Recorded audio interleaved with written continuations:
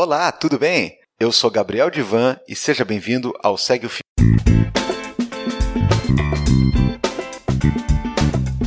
Esse é o programa do Midcast, onde são materializadas em podcast as populares threads do Twitter, em episódios de no máximo 8 minutos. Se você não sabe o que eu estou falando, thread é uma sequência de vários tweets abordando um tema específico, onde apenas 280 caracteres não seriam suficientes. Esse formato tem sempre uma pessoa narrando, pode ser algum convidado, como é o meu caso, algum integrante do Midcast, ou a própria pessoa criadora do fio.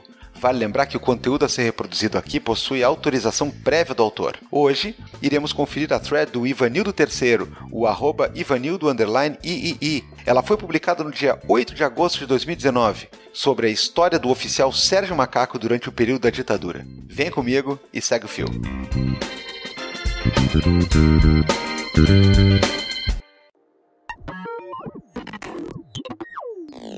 Durante a ditadura, existiram vários heróis militares que arriscaram tudo em nome da lei, da ordem e da segurança nacional. Nenhuma delas era um ser humano desprezível e covarde como Carlos Brilhante Ustra. Pelo contrário, eram heróis como o oficial Sérgio Macaco.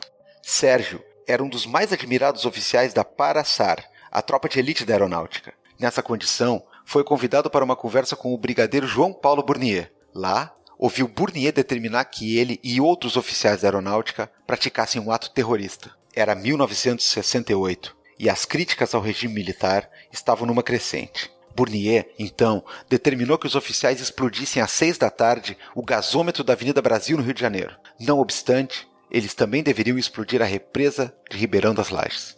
A intenção de Burnier era causar o maior número de mortos possível. Na época, se estimavam 100 mil vidas perdidas. Com o caos instalado, o plano do brigadeiro era jogar a culpa nos comunistas e sequestrar 40 figuras políticas que já deveriam estar mortas. Os sequestrados seriam postos num avião e jogados em direção ao oceano. Entre os comunistas a serem sequestrados estava inacreditavelmente o general Olímpio Mourão Filho, sim, o homem que comandou as tropas golpistas em 1º de abril de 1964. Não só ele, Carlos Lacerda, uma figura notoriamente conservadora, e Juscelino Kubitschek também estavam na lista. A característica em comum do trio era terem apoiado o golpe, mas em 68 fazerem oposição ao regime. Na cabeça de Burnier, era o suficiente para merecerem morrer. Aqui cabe um parênteses para deixar algo, se não ficou até agora, claro. O Burnier era maluco. Em 1959 liderou o sequestro de 4 aviões. Motivo? Jânio Quadros não queria se candidatar à presidência da República e o comunista Leonel Brizola poderia ganhar. Obviamente o troço foi um fracasso.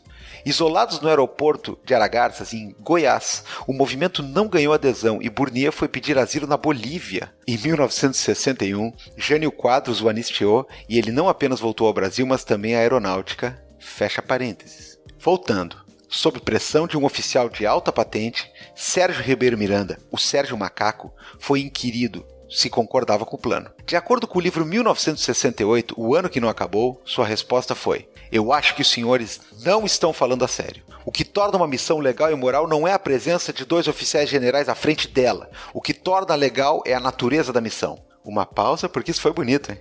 Por incrível que pareça, isso não fez Burnier desistir do plano. Ele insistiu com Sérgio e ordenou para que 2 dias depois ele arregimentasse outros oficiais da Para-SAR para uma reunião. Enfileirados, mais de 30 oficiais ouviram mudos os planos do brigadeiro. No final da exposição, perguntou aos 4 oficiais mais graduados se eles concordavam com o exposto.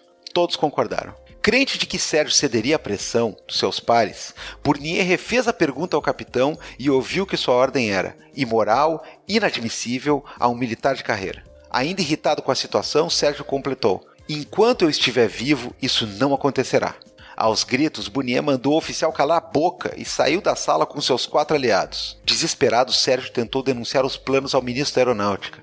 No entanto, foi barrado ainda na antessala. Recorreu então ao brigadeiro Délio Jardim de Matos, de quem havia sido assessor. Diante da gravidade da denúncia, Jardim de Matos apelou ao brigadeiro Eduardo Gomes, patrono da aeronáutica e responsável pelo doce brigadeiro. Como a corda sempre arrebenta para o lado mais fraco, o homem que impediu o Rio de Janeiro de virar uma bola de fogo passou 25 dias preso e respondeu a 13 inquéritos sigilosos, em 1968, na FAB, no Serviço Nacional de Informações, SNI, e no Ministério da Justiça. Terminou absolvido em todos. Em um dos processos, 37 oficiais corroboraram ao brigadeiro Itamar Rocha a versão de Sérgio Macaco.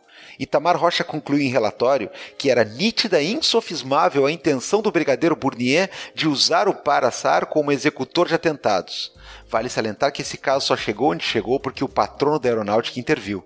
A despeito disso, com a vigência do AI-5, Sérgio foi reformado e teve sua patente cassada em 1969. Passou o resto da vida vivendo com dificuldade, graças à pressão que o governo fazia em cima de seus empregadores. Sérgio Ribeiro Miranda de Carvalho morreu em 1994 de câncer. A fibra, coragem e o espírito cívico do capitão Sérgio fizeram com que ele se tornasse o brasileiro a mais salvar vidas na história desse país. Se Bolsonaro quer ser Ustra, eu sou Sérgio Macaco.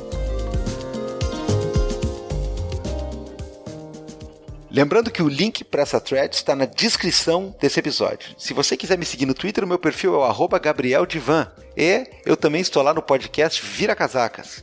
E se você curtiu mais um Segue o Fio ou tem alguma sugestão de conteúdo para esse formato, é só mandar pelo Twitter ou Instagram no perfil do Midcast, o @podcastmid.